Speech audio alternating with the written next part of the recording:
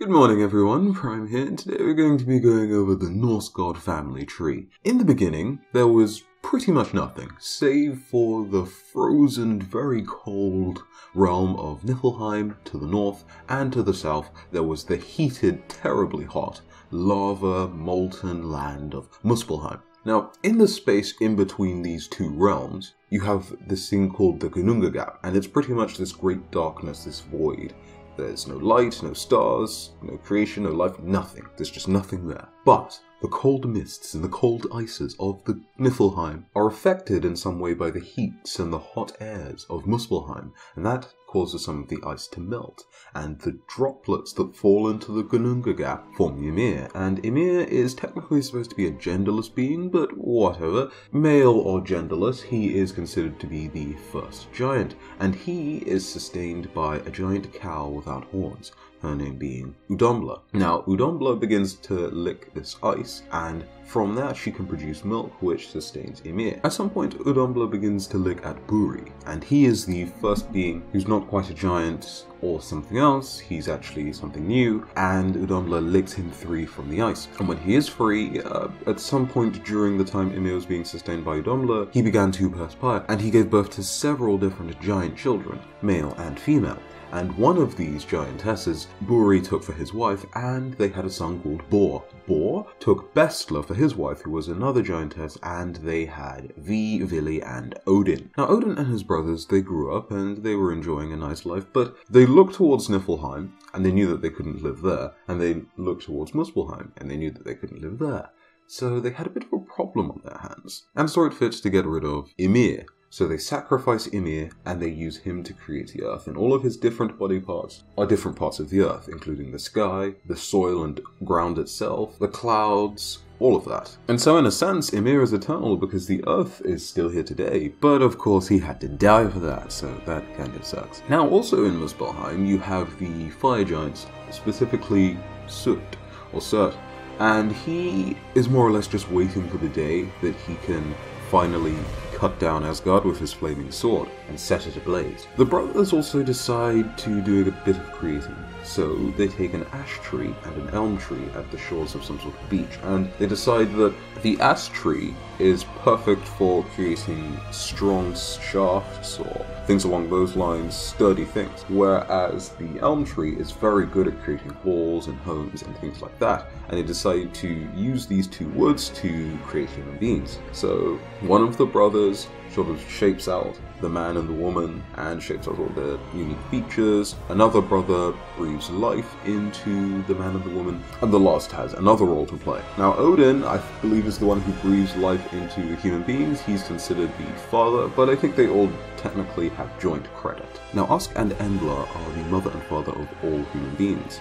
Usk being the man made out of the ash tree, and Embla being the woman made out of the elm tree. Now Odin gets a connection to this as well, so as far as Norse mythology is concerned, not only are we all connected by blood, but we are also connected to Odin as well. Yggdrasil, the divine tree, connects the 9 realms, including Midgard, Niflheim, and Muspelheim. At the bottom of the tree, you have Nidhogger, and he is chewing at the roots. He wants to eventually bite through, that's his goal. At the top of the tree, you have an eagle, quite wise, quite proud, and they represent order at the top of the tree and chaos at the bottom of the tree. You also have Ratatoska, who scurries down the top and the bottom of the tree, sending messages between the two beings, but of course he's deliberately stirring trouble there, so there's always a conflict between the eagle and the dragon, or serpent. Now, helping out the serpent, there may be some other serpents or snakes chewing into the tree's roots as well, and the eagle may have a hawk companion. But there are also 4 deer who help to bite away at the tree in some way, at its branches or its leaves, and Mimir helps out, and he sprays some water from the Well of Knowledge onto the tree, and that helps to restore the tree from all of the bite marks and damage that it sustained throughout the day. Now the beings who control fate also live here, and each of the beings that live in the different 9 realms have their own sort of representatives, let's say, that live by these trees, or by the tree, and that control the fates of the inhabitants of each of the world. So they're responsible for giving you a good life, a short life, a long life, a bad life, that sort of thing. Ratatoska's specific origins and where he fits into the family tree is unknown, so that's the thing. So moving on, when Ymir was pierced by Odin and his brothers, slain, and a massive stream of blood gushed out of Ymir, drowning and murdering all of the other frost giants, with Bergelmir being the only survivor and his wife, those two essentially repopulate the giant population, so all giants are coming from Ymir, at least all frost giants, which means Skadi is connected to Ymir. And because Ymir and Odin, some of their bloodlines are connected,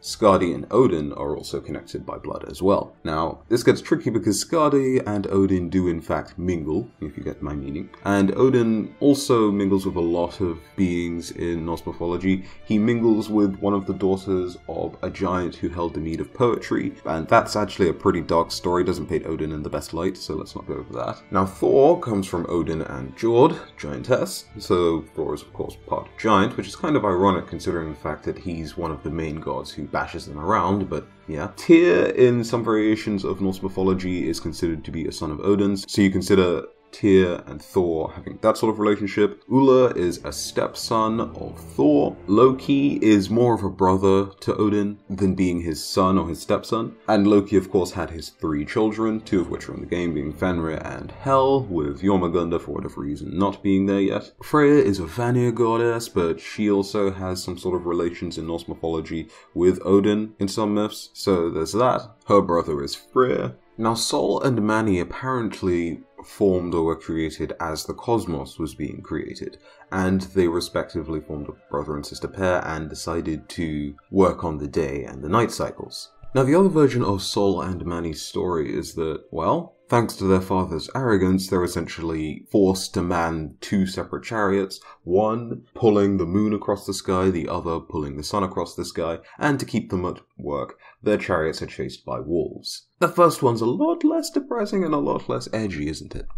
Now, when it comes to Fafnir's story, I'm not sure whether his father was a Vanir god or an Aesir god or a giant or what the deal was quite with him, but one day, Odin and Loki are traveling and Odin accidentally, or Loki accidentally, ends up murdering one of the sons of Hreithmar, and Hreithmar demands compensation or there would be trouble. So Odin gives him an amount of gold. I think he fills it up with a fish or something like that, but he fills up this pouch or something like a pouch with a vast amount of gold. He also curses the gold because Odin's a bit of a dick, and then gives it to Hreithmar. And, Hreithmar accepts this gold and it makes him rich, but Fafnir slays his father, takes the gold, and then is cursed with greed. He also turns into a dragon thanks to part of the curse, but that's more or less Fafnir's lineage. I'm not sure if, as far as his place on the family tree, I'm not 100% sure what the deal is with him. But Hreithmar might have been a sorcerer, so there's a chance he could have been a Vanir god, which means perhaps he bears some connection to Freya, or at least he's some part of Freya's tribe at the very least. That. Well, that was the video. I hope you did enjoy. If you did, go ahead and leave a like. And if you want to see more content like this, go ahead and subscribe. But till the next one, have a very good day. I've been Prime, and I'll see you in the next one. Bye-bye.